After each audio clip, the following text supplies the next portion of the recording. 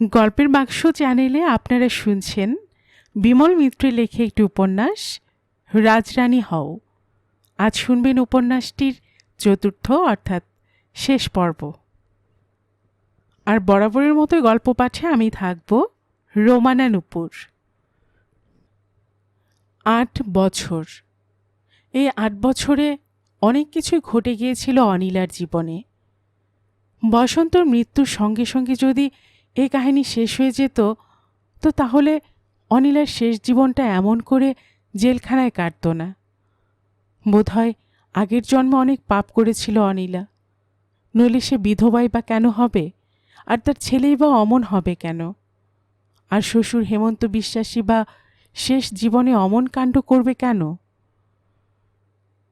সুমন্তর যত বয়স বাড়তে লাগলো ততই যেন সে কেমন বদলে যেতে লাগলো। মায়ের সঙ্গে কথায় কথায় ঝগড়া করত। অনিলা জিজ্ঞেস করত, কোথায় থাকিস তুই সারাদিন? সুমন্ত বলতো, সব কাজের জবাবদিহি করতে হবে তোমার কাছে। অনিলা বলতো, তা সারাদিন আমি ভাত নিয়ে বসে রইলুম, তুই খেলি না, আমার ভাবনা হয় না? সুমন্ত বলতো, আমার কি নিজের কাজ থাকতে নেই তা বলে? তুমি নিজে খেয়ে নিলেই পারতে। অনিলা বলতো, তুই যদি মা হতিস তাহলে বুঝতিস ছেলের জন্য মায়ের ভাবনা হয় কি না। কথা কাটাকাটির আওয়াজ কানে যেতেই হেমন্ত বিশ্বাস চণ্ডী মণ্ডপ ছেড়ে ভেতর বাড়িতে আসতো। বলতো, কি হয়েছে বৌমা, এত চেঁচামেচি কিসের? অনিলা বলতো, এই দেখুন না বাবা, আপনার নাতির কাণ্ড। সারাদিন কোথায় কি রাজকার্য নিয়ে আছে আমি জিজ্ঞেস করেছি, তাই ছেলে একেবারে রেগে চিৎকার করছে। এইদিকে আমার যে সারাদিন খাওয়া হলো না তা একবার ভাবছে না। হেমন্ত বিশ্বাস নাতির দিকে ফিরে বলল, কোথায় গিয়েছিলি রে? সুমন্ত বলল, আমার নিজের কাজে। হেমন্ত বিশ্বাস বলল, নিজের কাজ মানে? তোর আবার নিজের কাজ কি? লেখাপড়া তো শিখে উঠেছে, 3 বার ফেল করে ক্লাসে উঠতে পারলি না, তা লেখাপড়া না হলো না হলো। তোর বাবা তো লেখাপড়া শিখে আমার মাথা একেবারে কিনে নিয়েছিল। তা লেখাপড়া সকলের হয় না, কিন্তু ভাতটা সময় করে খেয়ে নিয়ে গেলে তো গেরস্থের উপকার হয়, সেটাও কি তোর দ্বারা হবে না? সুমন্ত বলল, আমার খাওয়া হোক আর না হোক, মা খেয়ে নিতে পারে না? হেমন্ত বিশ্বাস বলল, তুই দেখছি তোর বাবার ধাঁচ পেয়েছিস। ওরে হারামজাদা, এই যে তুই জামা কাপড় পরে আছিস, এই যে বাড়িতে তুই আছিস, এইসব কোত্থেকে হলো তার খবর রাখিস তুই? আমি যদি মুখের রক্ত উঠিয়ে টাকা উপায় না করতুম তো তুই এরকম করে দিনরাত আড্ডা দিয়ে বেড়াতে পারতিস? সুমন্ত এই কথার কোনো জবাব না দিয়ে চুপ করে রইল। হেমন্ত বিশ্বাস কিন্তু ছাড়বার পাত্র নয়। বলল, কিরে, আমার কথার জবাব দিচ্ছিস না যে? এমনি আড্ডা দিয়ে বেড়াতে পারতিস? এবার আর সুমন্ত সেখানে দাঁড়ালো না। হেমন্ত বিশ্বাসের কথার জবাব না দিয়ে সোজা নিজের ঘরের দিকে চলে যাচ্ছিল। কিন্তু হেমন্ত বিশ্বাস টপ করে সুমন্তর একখানা হাত ধরে ফেলল। বলল, যাচ্ছিস কোথায়? কথার জবাব না দিয়ে যাচ্ছিস কোথায়? আমার কথাগুলো কি কানে যাচ্ছে না তোর? সুমন্ত বলল, আমি কি বলবো? হেমন্ত বিশ্বাস বলল, কেন? আমি বুড়ো মানুষ বলে কি আমার কথার কোনো দাম নেই? তা আমি কি একটা মানুষ নই? সুমন্ত বলল, তুমি আমার হাত ছাড়ো। হেমন্ত বিশ্বাস বলল, না, হাত ছাড়বো না। তুই কি করতে পারিস? আমার কথার জবাব না দিয়ে তুই কোথাও যেতে পারবি না। আমি অনেক সহ্য করেছি, এখন থেকে আর সহ্য করব না। অনিলা শ্বশুরের সামনে এসে বলল, বাবা, আপনি যান, আপনি নিজের কাজে যান। মিছিমিছি রাগ করলে আপনার শরীর খারাপ হয়ে যাবে। হেমন্ত বিশ্বাস বলল, মিছিমিছি মানে? আমি বসন্তর বেলা কিছু বলিনি। ভেবেছি বিয়ে হলে একদিন আপনি আপনি শুনবে, তার ফল তো দেখেছি। এখন সুমন্তর বেলায় আর তা হতে দিতে চাই না। অনিলা বলল, কিন্তু আপনার শরীর খারাপ হবে যে। হেমন্ত বিশ্বাস বলল, শরীর আমার এমনিতেই ভেবে ভেবে খারাপ হয়ে আছে, এরপর আবার কি খারাপ হবে? তারপর সুমন্তর দিকে চেয়ে বলল, কি রে, জবাব দিবি না আমার কথার? সুমন্ত বলল, না। আবার মুখের উপর না বলা? বলেই হেমন্ত বিশ্বাস নাতির গালের ওপর ঠাস করে একটা চড় মারল। বলল, আমার মুখের ওপর না বলছে? এত বড় বেয়াড়া ছেলে হয়েছে তোমার বৌমা। যা দেখতে পারি না তাই হয়েছে। সবে আমার কপাল বৌমা, সবে আমার কপাল। সুমন্ত তখন হেমন্ত বিশ্বাসের চড় খেয়ে কাঁদছে, দু হাতে চোখ মুখ ঠেকে কাঁদছে। হেমন্ত বিশ্বাস বলে উঠল, থাম থাম বলছি, নিজে অন্যায় করে আবার কাঁদছে। কাঁদতে লজ্জা করে না? এত বড় ধাড়ি ছেলে হলো, ঠাকুরদার মুখের উপর কথা। মুখ তোল তুই দেখি। সুমন্তর হাত দুটো টেনে মুখটা দেখল হেমন্ত বিশ্বাস। বলল, আর কখনো মুখের উপর কথা বলবি? সুমন্ত চোখ দুটো বুজিয়ে রইল। কিরে, কথা বলছিস না যে? এ ঠিক বাপের ধারা পেয়েছে। ওর বাপও ঠিক এমনি ছিল, এক গুয়ের এক শেষ। এতক্ষণে ছেলের কান্না দেখে অনিলা এসে আবার সামনে দাঁড়ালো। বলল, বাবা, ওকে ছেড়ে দিন, ও আর করবে না। আপনার কাজের ক্ষতি হচ্ছে। কত লোক বসে আছে চণ্ডী মণ্ডপে। হেমন্ত বিশ্বাস বলল, থাকুক বসে, নিজের ছেলেও আমার কথা শুনিনি। তা সে বেটা জাহান্নামে গেছে, আমার হাড় জুড়িয়েছে। একটা মাত্র নাতি, সেও কিনা বাপের মতন বকে গেল। তাহলে কার জন্য এত সম্পত্তি করছি? নাতিটাও কি মনের মতো হতে নেই? আমি ভগবানের কাছে কত পাপ করেছিলাম যে আমাকে আজকে এই শাস্তি ভোগ করতে হচ্ছে। তারপর বলল, যাগ্গে, যা আছে কপালে তাই হবে। বলতে বলতে হেমন্ত বিশ্বাস চণ্ডী মণ্ডপের দিকে চলে গেল। সুমন্ত তখন দাঁড়িয়ে। অনিলা ছেলের কাছে গিয়ে বলল, কেন অমন করিস বলতো? দাদুর সঙ্গে কেউ এরকম করে কথা বলতে আছে? তোর জন্য তুই বুড়ো মানুষটা খেটে খেটে এত সম্পত্তি করেছেন। উনি তো আর টাকা কড়ি সঙ্গে নিয়ে যাবেন না। একদিন তো সব তোরই হবে। তুই নিজের ভালোটা একবার বুঝতে শিখলি না? এই বাড়ি, এই জমি জমা, ক্ষেত খামার তো সব একদিন তোরই হবে। ওনাকে চটাতে আছে? সুমন্ত বলল, আমি এই সম্পত্তি চাই না। অনিলা অবাক হয়ে গেল ছেলের কথা শুনে। ছেলে বলে কি? নিজের ভালোটাও নিজে বোঝে না। অনিলা বলল, সম্পত্তি চাস না মানে? সুমন্ত বলল, এসব দাদুর পাপের টাকা। অনিলা চমকে উঠল ছেলের কথা শুনে। ঠিক এই ধরনের কথা নিজের স্বামীর মুখেও বারবার শুনে এসেছিল সে। এসব কথা সুমন্তকে কে শেখালো? তার মনের ভেতরে একটা পরিচিত আতঙ্ক আবার সাপের মতো ফনা তুলল। বলল, এসব কথা তোকে কে শেখালো? সুমন্ত বলল, আমাকে শেখাতে হবে কেন? একথা তো সবাই জানে, সবাই বলা বলি করে এ কথা। আমাকে পাড়ায় সবাই বলে সুদখোরের নাতি। অনিলা বলল, লোকের কথায় তুই কান দিস নে বাবা। আমার কথা যদি একটু ভাবিস, মাথার উপরে তোর বাবাও নেই।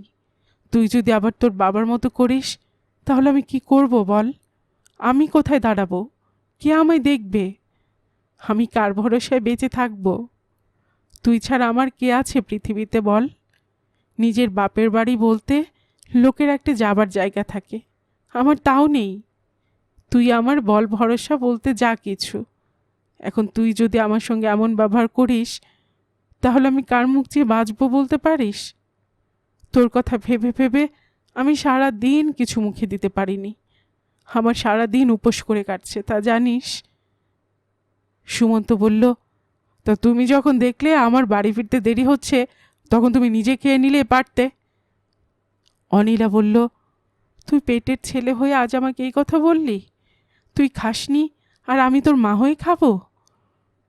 বলে ছেলের সামনেই ঝরঝর করে কাঁদতে লাগলো। সুমন্ত আর দাঁড়ালো না, নিজের ঘরের দিকে চলতে চলতে বলল, যা দু চোখে দেখতে পারি না তাই হয়েছে। তুমি কি ভেবেছো দাঁড়িয়ে দাঁড়িয়ে তোমার ওই মরা কান্না দেখলে আমার চলবে? আমার অন্য আর কোনো কাজকর্ম নেই? ওরে খোকা শোন, খোকা শোন। সুমন্ত বোধহয় ঠিক তার বাপের ধারা পেয়েছিল। সে মায়ের ডাকে সাড়া না দিয়ে নিজের ঘরে ঢুকে দরজাটা দড়াম করে শব্দ করে ভেতর থেকে খিল দিয়ে দিল।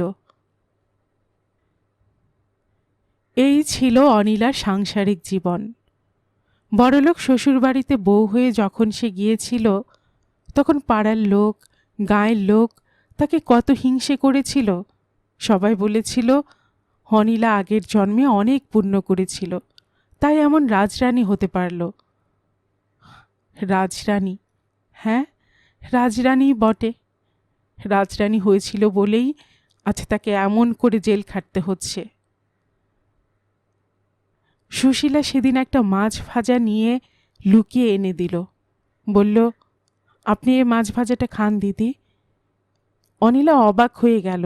বলল, তুমি আবার আমার জন্য মাছ ভাজা আনতে গেলে কেন সুশীলা? আমি কি মাছ ভাজা খাই? সুশীলা বলল, অনেক বলে কই তবে এটা এনেছে আপনার জন্য। আপনি আর কটা দিন পরে তো চলে যাচ্ছেন, তখন বাড়িতে গিয়ে অনেক ভালো ভালো খাবার খাবেন। অনিলা বলল, কিন্তু আমি যে বিধবা সুশীলা, আমায় কি মাছ খেতে আছে? সুশীলা প্রথমটা একটু লজ্জায় পড়ল, তারপর বলল, তাহলে কালকে আমি আপনার জন্য রসগোল্লা এনে দেব। অনিলা বলল, রসগোল্লা আমার দরকার নেই, কিন্তু তোমাদের এখানে জেলের ভেতরে রসগোল্লাও পাওয়া যায় নাকি? সুশীলা বলল, সব পাওয়া যায়, শুধু মুখ ফুটে বলুন না কি চাই আপনার। এখানে যাদের মদের নেশা তাদের জন্য মদও আসে। পয়সা কে দেয়? পয়সা বাড়ির লোক, যারা কয়েদির সঙ্গে দেখা করতে আসে তারাই লুকিয়ে দিয়ে যায়। আপনার বাড়িতে কে আছে বলুন, আমি এক্ষুনি সেই বাড়ির লোকদের কাছ থেকে টাকা পয়সা আনিয়ে নেবার ব্যবস্থা করে দিচ্ছি। বলুন না বাড়িতে কে কে আছে? অনিলা কি করে জানবে এখন বাড়িতে কে আছে? সুমন্তর যখন 16 বছর বয়স, তখন সে বাড়ি থেকে চলে এসেছে। আর সে যে এসেছে, তারপর থেকে আর কেউই কখনো তার সঙ্গে জেলখানায় দেখা করতে আসেনি। এই 8 বছরের মধ্যে সুমন্ত একবার খবর নিতেও আসেনি যে মা কেমন আছে কিংবা বেঁচে আছে কিনা। অথচ সুমন্তর জন্য অনিলা কী না করেছে। ছেলের জন্য সমস্ত মায়েরাই এমন করে, কিন্তু সব মায়েরা কি অনিলার মতো জেল খাটে? মনে আছে যেদিন বসন্ত বিশ্বাসের মৃতদেহটা বাড়িতে আনা হয়েছিল, তখন বাড়ির সামনে গ্রামশুদ্ধ লোকের ভিড় হয়েছিল। তখন ওই সুমন্ত ছোট, বাইরে তখন মানুষের ভিড়ে পা রাখবার জায়গা ছিল না। আর অনিলা তখন নিজের ঘরের বিছানার উপর সুমন্তকে বুকের মধ্যে গুজে কান্না চাপবার চেষ্টা করছে। ভোলার মা এসে ডাকছিল, বৌদি, কর্তাবাবু তোমাকে একবার ডেকেছে। তবু কোনো উত্তর দেয়নি অনিলা। শেষকালে হেমন্ত বিশ্বাস একেবারে নিজে এসে ডেকেছিল, বৌমা এসো এসো, একবার শেষ দেখা দেখে যাও। তখন যেমন আমার কথা কানে নেয়নি, এখন যা হবার তাই হয়েছে। অনেক ডাকাডাকির পর অনিলা সুমন্তকে বুকে জড়িয়ে ধরে এসে ভিড়ের মধ্যে দাঁড়িয়েছিল। সে তো শেষ দেখা নয়, যেন শেষ দর্শন। কিন্তু মনে আছে যেন কিছুই দেখতে পায়নি সে। চোখের জলে সবই ঝাপসা হয়ে গিয়েছিল, শুধু যেন একটা রক্তপিণ্ড দাউ দাউ করে জ্বলছিল তার চোখের সামনে। আর তারপর জ্ঞান হারিয়ে সেখানে সে অজ্ঞান হয়ে পড়ে গিয়েছিল। হঠাৎ আর একদিন এমন হলো। সে দুর্ঘটনার পর তখন অনেক দিন কেটে গেছে। বোধহয় হেমন্ত বিশ্বাসও নিজের সম্পত্তির গরমে পুরনো কথা সব কিছু ভুলে গিয়েছিল। আবার একদিন সদর দরজায় খটখট শব্দ। কে কে কড়া নাড়ছে? বাইরে থেকে শব্দ হলো, আমরা সদর থানা থেকে আসছি। সদর থানা থেকে লোক আসা মানে যে কি তা হেমন্ত বিশ্বাস ভালো করে জানত, তাই ধড়মড়িয়ে উঠে সদর দরজা খুলে দিয়েছে। দেখে সামনেই পুলিশ আর পুলিশের দারোগা দাঁড়িয়ে। তাদের হাতে টর্চ ছিল বলে তাদের আসল চেহারা দেখা গেল। তাদের দেখেই বুকটা ধড়াস করে একবার কেঁপে উঠল হেমন্ত বিশ্বাসের। তবু সংকোচে বলল, কি চাই? আপনার নাম কি হেমন্ত বিশ্বাস? হেমন্ত বিশ্বাস বলল, হ্যাঁ হুজুর। আপনি এই গ্রামের মহাজন? হেমন্ত বিশ্বাস আবার বলল, আগে হ্যাঁ হুজুর। সুমন্ত বিশ্বাস আপনার কে হয়? আমার নাতি। দারোগাবাবু বলল, আমরা আপনার বাড়ি সার্চ করব। হেমন্ত বিশ্বাস ঠিক ব্যাপারটা বুঝতে পারল না। আরও স্পষ্ট করে বোঝাবার জন্য সদর থানার দারোগাবাবু বলল, আপনার নাতিকে ডাকাতি করবার অভিযোগে গ্রেপ্তার করা হয়েছে। সে এখন আমাদের হাজতে আছে। আপনার ছেলে বসন্ত বিশ্বাস কি নকশাল ছিল? হেমন্ত বিশ্বাস বলল, হ্যাঁ। দারোগাবাবু আবার জিজ্ঞেস করল, সেই বসন্ত বিশ্বাস কি পুলিশের সঙ্গে গুলি চালাচালিতে মারা যায়? হ্যাঁ। সুমন্ত বিশ্বাস কি তারই ছেলে? হেমন্ত বিশ্বাস বলল, হ্যাঁ। দারোগাবাবু বলল, তাহলে আপনার বাড়ি তল্লাশি করব। হেমন্ত বিশ্বাস বলল, করুন, তল্লাশি করুন। মনে আছে, পুলিশ এসে সমস্ত বাড়ি একেবারে তল্লাশি করে তছনছ করে গিয়েছিল সেদিন। অনিলারও সেদিন বুকটা ভয়ে দূর দূর করে কেঁপে উঠেছিল। ঠিক এইরকম কাণ্ডই ঘটেছিল কয়েক বছর আগে, যখন তার স্বামীর মৃত্যু সংবাদ বয়ে নিয়ে এসেছিল পুলিশ। পুলিশ তো কোনোদিন সুসংবাদ নিয়ে আসে না। হেমন্ত বিশ্বাস পুলিশকে জিজ্ঞেস করেছিল, সুমন্ত বেঁচে আছে তো? পুলিশ বলেছিল, হ্যাঁ বেঁচে আছে, তবে ডাকাতির অপরাধে সে এখন আমাদের হেফাজতে আছে। হেমন্ত বিশ্বাস বিশ্বাসই করতে চায়নি যে সুমন্ত কোনোদিন ডাকাতি করতে পারে। বলল, কিন্তু সে আমার নাতি, আমার তো টাকার অভাব নেই, সে কেন ডাকাতি করতে যাবে? কোথায় ডাকাতি করেছিল সে? দারোগা বলল, আমরা তা জানি না, আমাদের উপর হুকুম এসেছে উপর থেকে। বোধহয় নকশালপন্থীদের দলে ছিল আপনার নাতি। তারপর বসন্ত বিশ্বাসও তো পুলিশের সঙ্গে গুলির লড়াইয়ে মারা যায়। হেমন্ত বিশ্বাস বলল, কিন্তু সে তো 12 বছর আগেকার ঘটনা। অনিলা সেদিন হঠাৎই বিপর্যয়ে যেন নির্বাক হয়ে গিয়েছিল। সে তখন দাঁড়িয়ে সব দেখছিল। তার বিছানা, আলমারি, তোরঙ্গ, তার সব কিছু ওলট পালট করে ফেলেছিল। আর শুধু শোবার ঘরই নয়, সমস্ত বাড়িটা তোলপাড় করে দিয়েছিল পুলিশ। শেষকালে হেমন্ত বিশ্বাসের ঘর, যে ঘরে শ্বশুরের সিন্দুক থাকে। পুলিশ বলল, সিন্দুকের তালাটা খুলুন। হেমন্ত বিশ্বাস সিন্দুকের তালা খুলতেই দেখা গেল অনেক গয়না, অনেক টাকা, অনেক তমসুক, অনেক খাতাপত্র। গয়নার পাহাড় দেখে পুলিশের চোখগুলো চকচক করে উঠল। পুলিশ জিজ্ঞেস করল, এসব এত গয়না কিসের? হেমন্ত বিশ্বাস বলল, এসব একটাও আমার নয়, সমস্ত গায়ের লোকেদের। আমি বন্ধকি কারবার করি, তারা এগুলো আমার কাছে বন্ধক রেখে গেছে, তার বদলে তাদের টাকা দিয়েছি। গরিব লোকদের টাকা দিয়ে আমি তাদের উপকার করেছি। টাকা ফেরত দিলে আমি আবার এই গয়নাগুলো ফেরত দিয়ে দেব। দারোগা বলল, তাহলে আপনি তো একজন মহাজন, সুদখোর। এই জন্য আপনার ছেলে নাতি এরকম হয়েছে। হেমন্ত বিশ্বাসের কানে কথাটা বড় খারাপ লাগলো। বলল, তা মহাজন হওয়াটা কি খারাপ? আমি মহাজনী করি বলেই তবু এখানকার গরিব গুরব লোকেরা খেয়ে দিয়ে একটু বেঁচে আছে। পুলিশ এরপর আর কিছু বলল না। কিছু না পেয়ে খালি হাতেই চলে গেল। কিন্তু অনিলার মনের ভাবনা তবু ঘুচল না। কোথায় রইল সুমন্ত? কেন সে ডাকাতির দলের সঙ্গে মিশল? কেমন আছে সে? কবে তাকে পুলিশ ছেড়ে দেবে? সবাই চলে যাবার পর হেমন্ত বিশ্বাস কাছে এলো, বলল, বৌমা, আমি তোমাকে বলিনি যে ছেলেকে এত আদর দেওয়া ভালো নয়? এখন হলো তো? তোমার আদর পেয়ে পেয়েই সুমন্ত এমনি হলো। বড্ড আদর দিয়ে দিয়েই তুমি ছেলের এই সর্বনাশ করলে। এখন ঠেলা বোঝো?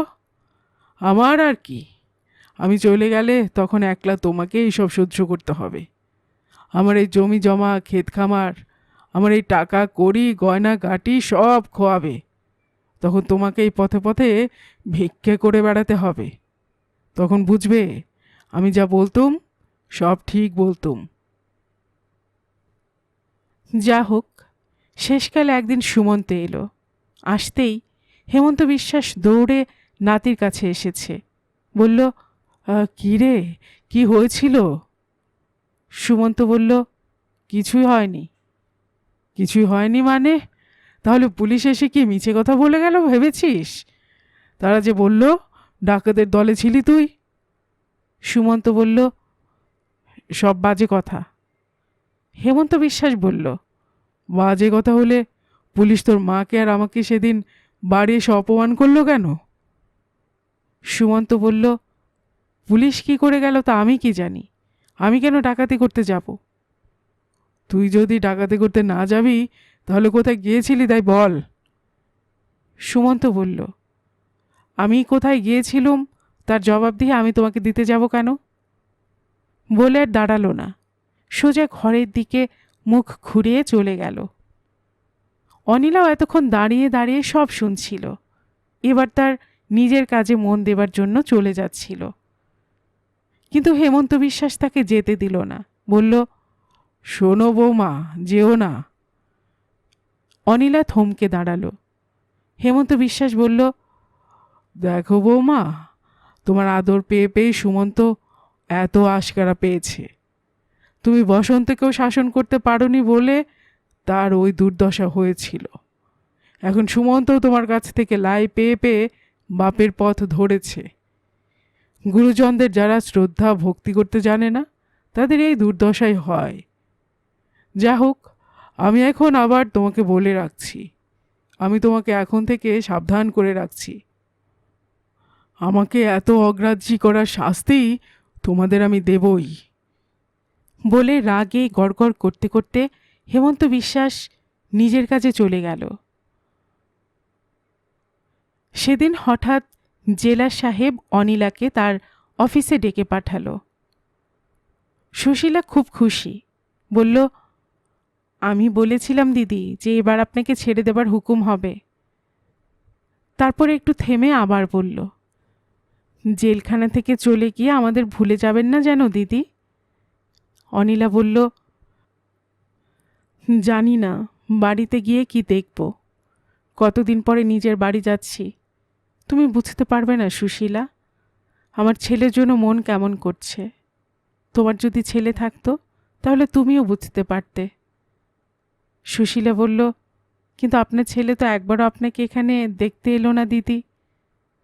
অনিলা বলল, তাই তো ভাবছি, অসুখ বিসুখ তো হতে পারে। আমার মনে এখন কেবল ছেলের চিন্তাই হচ্ছে। সে কি করে দিন কাটাচ্ছে, কি খাচ্ছে, কেউ তো এখন আর তাকে দেখবার নেই। জেলারের সামনে সুশীলাই নিয়ে গেল অনিলাকে। জেলা সাহেব লোক ভালো, সামনের চেয়ারে বসতে বলল, দেখো, ওপর থেকে হুকুম হয়েছে তোমাকে ছেড়ে দেবার জন্য। তোমার যাবজ্জীবন জেল হয়েছিল, কিন্তু তোমার রেকর্ড ভালো বলে তোমাকে 8 বছরের মধ্যে ছেড়ে দেওয়া হচ্ছে। তুমি খুশি তো? অনিলা মুখে কিছু বলল না, শুধু একটু ম্লান হাসি হেসে তার সম্মতি জানালো। জেলা সাহেব তার দিকে কয়েকটা নোট এগিয়ে দিয়ে বলল, এই টাকা নাও তোমার গাড়ি ভাড়ার জন্য, আর এইখানটায় তোমার নামটা সই করে দাও। তুমি নাম সই করতে পারো তো? অনিলা বলল, হ্যাঁ। জেলা সাহেব নিজের কলমটা এগিয়ে দিল। অনিলা সেটা দিয়ে নিজের নামটা যথাস্থানে সই করে দিল। তারপরে ছুটি। নিজের আগেকার পরা থান ধুতিটা পরে জেলের পোশাক বদলে ফেলল। সুশীলা কোথা থেকে একটা সাবান আর একটু সর্ষের তেল এনে দিল। বলল, এ চেহারা নিয়ে বাড়ি যাবেন না দিদি, মাথায় তেল দিয়ে সাবান মেখে চান করে নিন, তারপরে যান। অনিলা তাই করল। তারপর সুশীলা তার পা ছুঁয়ে প্রণাম করল। অনিলা তখন নিজের ভাবনাতেই অস্থির, তবু বলল, আমি আর মুখে কি বলবো সুশীলা, তুমি এই কবছর আমার জন্য অনেক করেছ, যা করেছ সমস্ত আমার মনে থাকবে। ভগবানের কাছে প্রার্থনা করি বাড়ি গিয়ে যেন সব ভালো আছে দেখতে পাই। সুশীলা বলল, ভালোই দেখতে পাবেন দিদি, আপনি যেমন ভালো আপনার কপালও তেমনি ভালো, আপনার কোনো খারাপ হতে পারে না। হাওড়া স্টেশনে এসে ট্রেনে উঠে বসেছিল অনিলা। সেকেন্ড ক্লাস কামরার ভেতরে আরও অনেক লোক, ভিড় খুব। তারা কেউ জানতেও পারছে না যে তাদের মধ্যে একজন খুনি আসামিও চলেছে। গায়ে সাবান দিয়েছে, আসামির কোনো চিহ্ন তার গায়ে লেখা নেই। ঝকঝক ঝকঝক শব্দ করতে করতে ট্রেনটা চলেছে। শব্দের তালে তালে অনিলার পুরনো কথাগুলো মনে পড়তে লাগলো। হেমন্ত বিশ্বাস সাবধান করে দিয়েছিল যে সে বৌমা আর নাতিকে একদিন শিক্ষা দেবে, তাই দিল হেমন্ত বিশ্বাস শেষ পর্যন্ত। কথাটা হঠাৎ একদিন অনিলার কানে গেল। কথাটা ভোলার মা কোথা থেকে শুনে এসেছিল কে জানে। সে এসে হঠাৎ একদিন চুপি চুপি বলল, শুনেছ মা, কর্তাবাবু নাকি আবার বিয়ে করবে। কথাটা শুনে অনিলা যেন আকাশ থেকে পড়ল। বলল, কোথা থেকে শুনলে তুমি? ভোলার মা বলল, কোথা থেকে আবার শুনবো, গায়ে সবাই বলা বলি করছে, দিনক্ষণও নাকি ঠিক হয়ে গেছে। অনিলা বলল, কই, আমি তো শুনিনি কিছু। সত্যি প্রথম দিকে অনিলা এ ব্যাপারে কোনো মাথা ঘামায়নি, কিন্তু যত দিন যেতে লাগলো ততই আরও অনেক লোক তাকে এসে ঘটনাটা বলে গেল, বিশেষ করে পাড়ার কিছু মেয়ে ছেলে। একজন বুড়ি এসে জিজ্ঞেস করল, হ্যাঁ বৌমা, তোমার শ্বশুর নাকি আবার বিয়ে করছে। অনিলা বলল, কই, আমি তো কিছু শুনিনি দিদিমা। কথাটা না শুনলেও সেটা যে সত্যি তা কিছুদিন পরেই টের পাওয়া গেল। হেমন্ত বিশ্বাসকে যেমন রোজ আফিমের ডালা আর দুধ দিতে যেতে হয়, তেমনি সেদিনও গিয়েছিল অনিলা। হেমন্ত বিশ্বাস রোজকার মতো আফিমের ডালাটা অনিলার হাত থেকে নিয়ে মুখে পুরে দিল। তারপর গরম দুধের বাটিটাতে চুমুক দিয়ে খালি বাটিটা অনিলার হাতে দিতেই অনিলা সেখান থেকে রোজকার মতো চলে আসছিল। কিন্তু তার আগেই হেমন্ত বিশ্বাস বলে উঠল, বৌমা যেও না, শোনো। অনিলা দাঁড়িয়ে পড়ল, বলল, আমাকে কিছু বলবেন বাবা? হেমন্ত বিশ্বাস বলল, হ্যাঁ বৌমা, তোমাকে একটা কথা বলবো, মন দিয়ে শোনো। অনিলা দাঁড়িয়ে পড়ল। হেমন্ত বিশ্বাস বলল, আসছে বুধবার দিন তোমার একজন নতুন শাশুড়ি আনছে বাড়িতে, তুমি কিছু শুনেছ? অনিলা স্পষ্ট মিথ্যে কথায় বলল, না। কেউ কিচ্ছু বলেনি তোমাকে? গায়ে সবাই জানে, আর তোমার কানে কিনা কেউই তুলল না? আশ্চর্য তো। হ্যাঁ, আমি আবার একবার বিয়ে করছি, ভয় পেও না, খুব ভালো মানুষ, স্বভাব চরিত্র বংশ সমস্ত কিছুর খবরই আমি নিয়েছি, কোথাও কোনো খুঁত নেই। বাপের পয়সা কড়ি তেমন নেই, তা না থাক, আমার তো পয়সা কড়ি আছে। শ্বশুরবাড়ির টাকা নিয়ে কি আমি ধুয়ে খাবো? আমার যা টাকা কড়ি আছে তাই কে খায় তার ঠিক নেই, পরের যৌতুকের টাকায় আমার দরকার কি? অনিলা শ্বশুরের কথার উপর কোনো মন্তব্য করল না। হেমন্ত বিশ্বাস বলল, কই, তুমি কিছু বলছো না যে বৌমা? অনিলা বলল, আমি আর কি বলবো বাবা? হেমন্ত বিশ্বাস বলল, তবু তুমি তো কিছু বলবে। অনিলা বলল, আমার আর কি বলবার থাকতে পারে, আপনি নিজে যা ভালো বুঝবেন তাই করবেন। হেমন্ত বিশ্বাস বলল, না, তোমাকে বলছি এই জন্য শেষকালে তুমি আবার না বলতে পারো যে তোমাকে না বলেই বিয়ে করেছি। অনিলা এ কথারও কোনো জবাব দিল না। অনিলা ভেবেছিল শ্বশুরের যা বলবার তা বুঝি বলা শেষ হয়ে গেছে, তাই সে চলে আসছিল। কিন্তু হেমন্ত বিশ্বাস আবার তাকে ডাকল, বলল, যেও না বৌমা, আরও কথা আছে, শোনো। অনিলা দাঁড়িয়ে রইল। হেমন্ত বিশ্বাস বলল, কই, তুমি তো জিজ্ঞেস করলে না যে এই বয়সে আমি আবার নতুন করে বিয়ে করছি কেন? অনিলা সেই একই উত্তর দিল, আমি আর কি বলবো, আপনি যা ভালো বুঝছেন তাই করছেন। হেমন্ত বিশ্বাস বলল, না, তা নয়, তুমি বলো না, আমি কি বিয়ে করে কিছু অন্যায় করছি? আমার এই কারবার, আমার এত টাকা করি, আমার এই এত বিরাট সম্পত্তি, এসব কার হাতে দিয়ে যাব তুমি বলো? আমি কার জন্য এত খেটে মরছি? আমার কি ছেলে আছে একটা? যে ছেলেটা ছিল তাকে সংসারী করবার জন্যই তো তোমাকে বউ করে ঘরে এনেছিলুম। তা তুমি তো তা করতে পারলে না। তারপর একটা যে নাতি ছিল, ভেবেছিলুম তার হাতে সব কিছু তুলে দিয়ে আমি একটু বিশ্রাম নেব, আমি একটু নিশ্চিন্ত হব, কিন্তু তা তো হলো না। নাতিটাও একটা অপগণ্ড হয়ে জন্মালো। এখন তাহলে আমার নতুন করে বিয়ে করা ছাড়া আর গতি কি? হেমন্ত বিশ্বাস অনেকগুলো কথা একসঙ্গে বলে হাঁপাতে লাগল। অনিলা যখন দেখল শ্বশুর আর কিছু বলল না, তখন আস্তে আস্তে দুধের খালি বাটিটা নিয়ে বাইরে চলে এলো। বুধবার। অনিলা গুনে দেখল বুধবার আসতে আর মাত্র 5টা দিন বাকি। 5 দিনের মধ্যেই হেমন্ত বিশ্বাস বিয়ে করতে যাবে।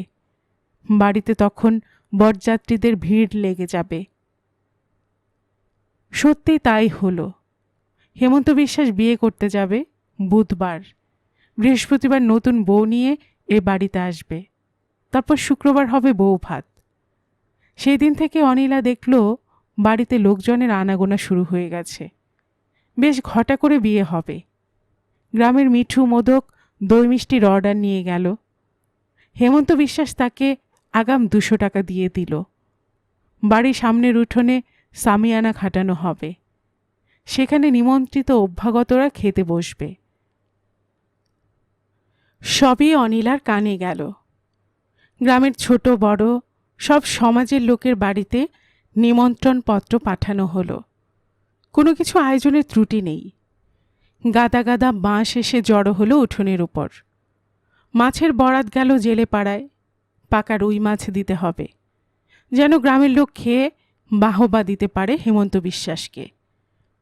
বসন্ত বিশ্বাসের বিয়েতে যেরকম মাছ দিয়েছিল সেরকম নয়, মোট 3 মণ মাছ হলেই চলে যাবে। তারপরে আছে মাংস, পাঁঠার মাংস। তাছাড়া দই, রসগোল্লা, পান্তুয়াও করতে হবে। মিঠু মোদকের পুরনো খদ্দের হেমন্ত বিশ্বাস।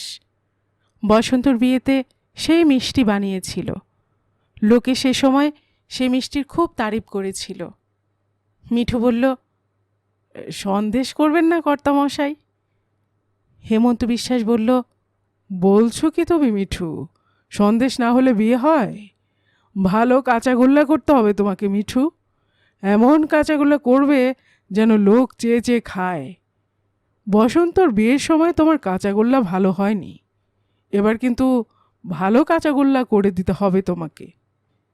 মিঠু বলল, আজ্ঞে কর্তামশাই, ছানার দাম কিন্তু আগের চেয়ে চড়া। হেমন্ত বিশ্বাস বলল, তা চড়া দামি হোক আর যাই হোক, কাঁচাগোল্লা না হলে তো বউ ভাত হয় না। লোকে বলবে কি? আমার কি টাকার অভাব বলতে চাও? মিঠু আর কিছু বলল না। আগাম 200 টাকার বায়না নিয়ে সে চলে গেল। হেমন্ত বিশ্বাস বলল, শুক্রবার সব দই মিষ্টি আমার বাড়িতে সকালবেলা হাজির করে দেবে, তখন সব টাকা নগদ হাতে পেয়ে যাবে, বুঝলে? তুমি তো জানো আমার কাছে ধারের কোনো কারবার নেই। হেমন্ত বিশ্বাস সোমবার থেকে পাড়ায় পাড়ায় নিজে গিয়ে নেমন্তন্ন সেরে এলো। বলল, যাওয়া চাই কিন্তু মল্লিক মশাই, কোনো ওজোর আপত্তি শুনবো না। বামুনপাড়ার মহেন্দ্র চক্রবর্তী মশাই শুধু বললেন, বেশ তো ছিলে হেমন্ত, আবার কেন বিয়েতে জড়িয়ে পড়ছ? এ বিয়েটা কি না করলেই চলছিল না? হেমন্ত বিশ্বাস বলল, আপনি তো সবই জানেন চক্রবর্তী মশাই। আমার যদি একটা উপযুক্ত ছেলে থাকতো তো তাহলে কি আর এই ঝঞ্ঝাট করতাম? কেন, তোমার নাতি সুমন্ত, বরং তার বিয়েটা দিয়ে দাও না। হেমন্ত বিশ্বাস বলল, তার কথা আর বলবেন না চক্রবর্তী মশাই, সে একটা অপগণ্ডের একশেষ। সে রাত্রিরে রোজ বাড়িতেই আসে না। তো তারই না হয় একটা বিয়ে দিয়ে দিতে, বিয়ে দিয়ে দিলেই ছেলেরা জব্দ। হেমন্ত বিশ্বাস বলল, তাহলে কি আর ভাবনা ছিল চক্রবর্তী মশাই? আমি তো বসন্তর বিয়ে দিয়েছিলাম সেই জন্য। ভেবেছিলাম বিয়ে দিলে ছেলে ঘরমুখো হবে, কিন্তু তারপর যা হলো তা তো আপনারা সবই জানেন। সেই জন্যই তো আবার এই ঝামেলা করছি, নইলে কি বিয়ে করতে আমার এত স্বাদ?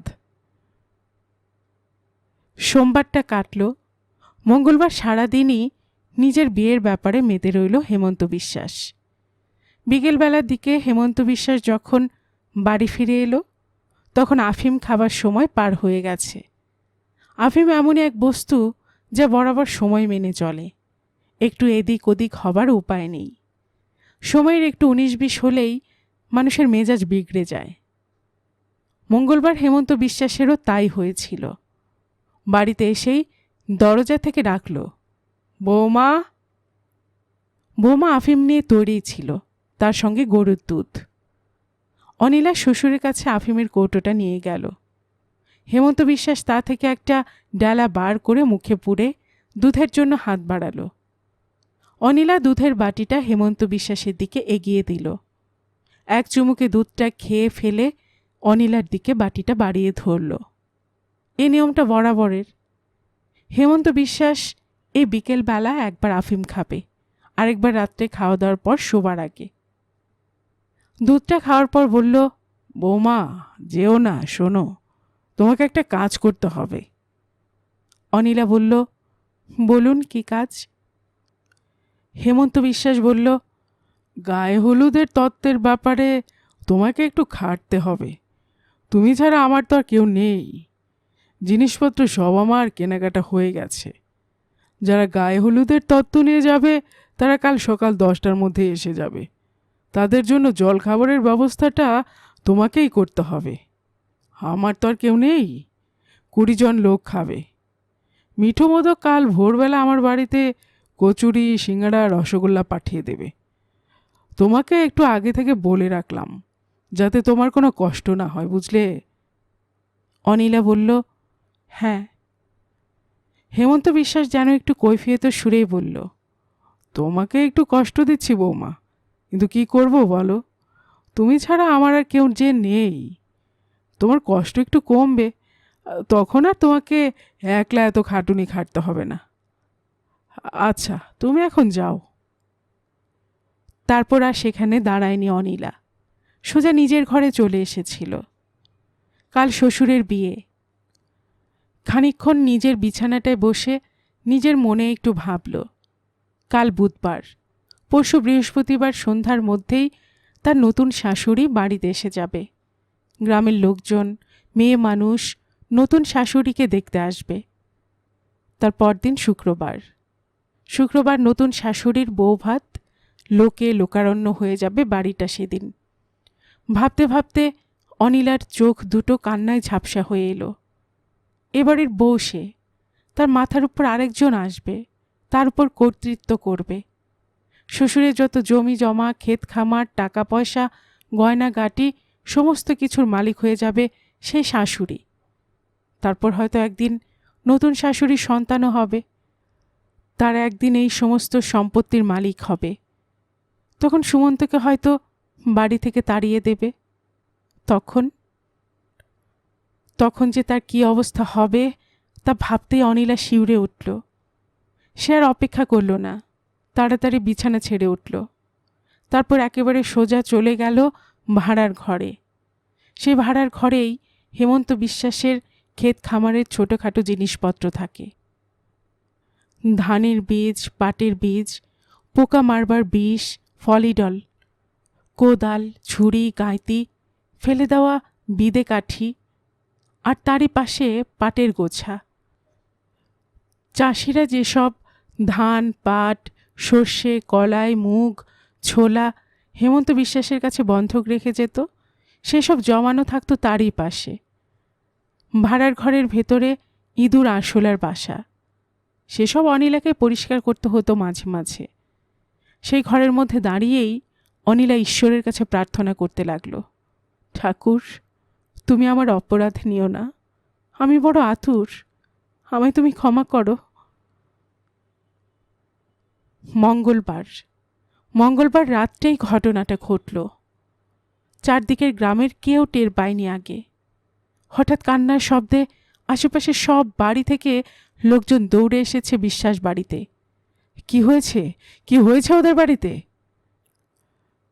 সবাই এসে দেখল হেমন্ত বিশ্বাস মশাই নিজের বিছানার উপর শুয়ে ছটফট করছে। সবাই জিজ্ঞেস করতে লাগলো, কি হলো বৌমা, তোমার শ্বশুর এমন ছটফট করছেন কেন?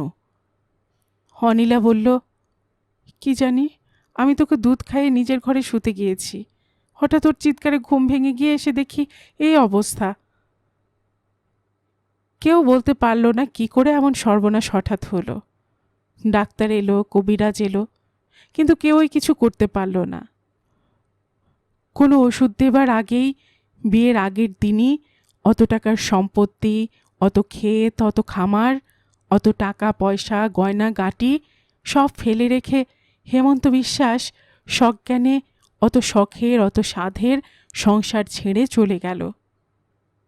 ট্রেন থেকে নেমে স্টিমারে করে নদী পার হতে হয়।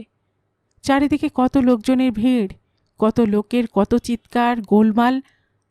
অনিলা স্টিমারের রেলিংয়ের ধারে দাঁড়িয়ে বাইরের সূর্যাস্তের দিকে তাকিয়ে তাকিয়ে দেখতে লাগল। স্টিমার থেকে 3 ক্রোশ হেঁটে তবে গ্রামে পৌঁছতে হয়। কিন্তু একটা সাইকেল রিক্সা ভাড়া করে অনিলা আবার সেই 8 বছর আগেকার ফেলে আসা কুসুমগঞ্জে গিয়ে পৌঁছল। রিক্সা ভাড়া মিটিয়ে দিয়ে অনিলা ঠিক বাড়িটার সামনে এসে বাইরের দরজায় কড়া নাড়তে লাগল। হোরে খোকা, খোকা, হোরে। প্রথমে কেউ সাড়া দিল না। অনিলা আবার ডাকল, খোকা, হোরে খোকা। এতক্ষণে ভেতর থেকে মেয়েলি গলায় কে যেন জবাব দিল, কে? অনিলা বলল, সুমন্ত আছে, আমি তার মা এসেছি, দরজাটা খুলে দাও। দরজাটা খুলতেই অনিলা দেখল একজন বউ, তার মাথায় সিঁদুর। এ মেয়েটি আবার কে তার বাড়িতে? অনিলা বলল, তুমি কে? বউটিও বলল, আপনি কে? অনিলা বলল, আমি সুমন্তর মা, এত বছর পরে জেল থেকে ছাড়া পেয়েছি, জেল থেকে সোজা চলে এসেছি এখানে। সুমন্ত কোথায়? মেয়েটি যেন একটু বিরক্তিকর সুরে বলল, বাড়িতে নেই, কলকাতায় গেছেন। অনিলা জিজ্ঞেস করল, হ্যাঁ, তাহলে তুমি তার কে হও? মেয়েটি বলল, আমি তার স্ত্রী। অনিলা বলল, হো, তুমি আমার খোকার বউ? খোকা বুঝি বিয়ে করেছে? তাহলে তুমি তো আমার বৌমা। আমি জেলখানায় ছিলুম বলে কিছু খবর পাইনি বৌমা। আমি তোমার শাশুড়ি হই বৌমা। ভালোই হলো, আমি বড্ড ক্লান্ত হয়েছি, আমার বড় জল তেষ্টা পেয়েছে, অনেক দূর থেকে এসেছি, সেই সকাল 9টার সময় বেরিয়েছি, এখনো পর্যন্ত মুখে 1 ফোঁটা জলও দেইনি। দাঁড়াও, আগে বাড়ির ভেতরে ঢুকি, তারপর একটু জল খাবো। বলে বাড়ির ভেতরে পা বাড়াতে যাচ্ছিল, কিন্তু মেয়েটি রাস্তা আটকে দাঁড়ালো, বলল, ভেতরে ঢুকবেন না, যা বলবার ওখানে দাঁড়িয়ে বলুন। অনিলা থমকে দাঁড়ালো, বলল, বলছো কি বৌমা, আমি যে তোমার শাশুড়ি হই। আমাকে তুমি চিনতে না পারো, কিন্তু তোমার স্বামীকে যে আমি কোলে পিঠে করে মানুষ করেছি, আমার ছেলে ফিরলে দেখবে ছেলে আমাকে কত ভালোবাসে। মেয়েটি বলল, তা জানি না, তিনি এখন বাড়ি নেই, আমি যাকে তাকে অচেনা মানুষকে বাড়ি ঢুকতে দিতে পারি না। তিনি বললে তখন আপনি বাড়ি ঢুকবেন, তার আগে আমি আপনাকে ভেতরে ঢুকতে দিতে পারবো না। অনিলা বলল, তুমি বলছো কি বৌমা? আমি উটকো লোক কেউ নই, আমি এবারে বউ, তোমার স্বামী আমার পেটের ছেলে। মেয়েটি বলল, ওসব শুনে আমার কোনো লাভ নেই। অনিলা বলল, কিন্তু তুমি না শুনলে চলবে কেন বৌমা? তোমাকে যে শুনতেই হবে আমার কথা। তুমি তাড়িয়ে দিলেও আমি তো তা বলে চলে যেতে পারি না। তুমি আমাকে অপমান করলেও আমি আমার ছেলেকে ছেড়ে দিতে পারবো না। তুমি তো পরের বাড়ি থেকে এসেছো, তাই হয়তো তুমি সব জানো না। মেয়েটি বলল, না, আমি সব শুনেছি। আপনি আমার দাদা শ্বশুরকে বিষ খাইয়ে খুন করেছিলেন, তাই আপনার যাবজ্জীবন কারাবাস হয়েছিল। অনিলার মাথায় যেন বাজ ভেঙে পড়ল। বলল, তুমি আজ আমাকে এই কথা বললে বৌমা? তোমাদের সুখের কথা ভেবেই তো করেছিলুম। সেদিন যদি তাকে খুন না করতুম, তাহলে কি আজ তুমি এই সংসার করতে পারতে? এত সম্পত্তির মালিক হতে পারতে? এত আরামে এই বাড়িতে বাস করতে পারতে? মেয়েটি বলল, সেসব কথা আমাকে শুনিয়ে লাভ নেই। আমি খুনিকে বাড়িতে ঢুকতে দিতে পারি না। বলে অনিলার মুখের সামনেই মেয়েটি দরজাটা দড়াম করে বন্ধ করে দিল। অনিলা আর্তনাদ করে উঠল, বৌমা, শোনো শোনো, একটিবার দরজা খোলো। কিন্তু ততক্ষণে পাড়ার আরও কিছু লোক শব্দ শুনে জড়ো হয়েছে দৃশ্যটা দেখতে। অনিলা তখন সেখানে সেই দরজার সামনে অজ্ঞান অচৈতন্য হয়ে মূর্ছা গেছে। তার তখন আর হুঁশ নেই। যে ভদ্রলোক আমাকে গল্পটা বলছিলেন তিনি এবার থামলেন। আমি জিজ্ঞেস করলাম, তারপর? ভদ্রলোক বললেন, আপনি যদি কখনো কাশীতে মা আনন্দময়ীর আশ্রমে যান তো দেখতে পাবেন সেই অনিলা দেবী এখনও বেঁচে আছেন। অনেক কষ্ট পেয়েছেন তিনি জীবনে। ভেবেছিলেন শ্বশুরের মৃত্যুর পর জেল থেকে বেরিয়ে যে কটা দিন বাঁচেন তাতে শান্তিতে পুত্র ও পুত্রবধূ নিয়ে সংসার করবেন, কিন্তু তা বোধহয় বিধাতার বাসনা নয়। জিজ্ঞেস করলাম, কিন্তু অনিলা দেবী শ্বশুরকে খুন করলেন কি করে? ভদ্রলোক বললেন, সেটা আদালতে প্রমাণ হয়ে গিয়েছিল যখন আদালতে মোকদ্দমাটা উঠেছিল। বুধবার ছিল হেমন্ত বিশ্বাসের বিয়ের তারিখ, আর অনিলা মঙ্গলবার রাত্রেই আফিম খাবার পর শ্বশুরকে যে দুধ খেতে দিয়েছিল সেই দুধের সঙ্গে ফলিডল মিশিয়ে দিয়েছিল।